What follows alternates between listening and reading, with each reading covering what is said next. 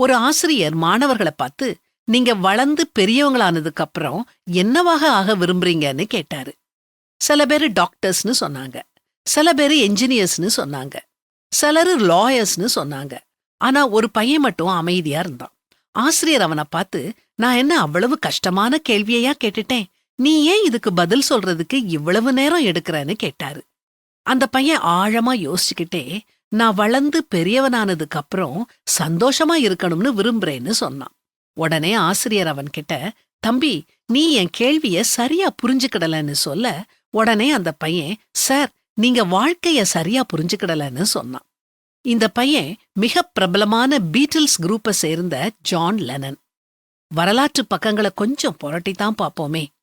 கடைசில எல்லாரும் ஏதோ ஒரு வழியில சந்தோஷத்தை தானே நாடி ஓடுறாங்க. நாம இந்த உலகத்துல என்ன செய்யறோமோ அல்லது என்ன செய்ய நினைக்கிறோமோ அதோட கடைசி புள்ளி சந்தோஷம் தானே.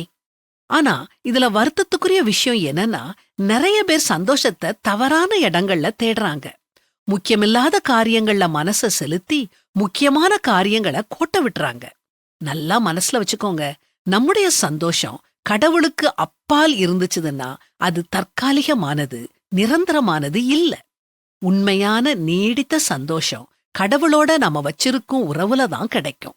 நமக்கும் இயேசுவுக்கும் உள்ள உறவு எப்படி இருக்குது? நம்முடைய உணர்வுகள் அல்ல, நம்முடைய நம்பிக்கையே நம் மகிழ்ச்சிய காட்டட்டும். நாம கடவுள் மேல நம்பிக்கை வச்சு அவரை நேசிக்கும் போது, அவருக்காக சேவை செய்யும் போது அமைதி நம் இதயங்கள்ல குடிகொள்ளும்.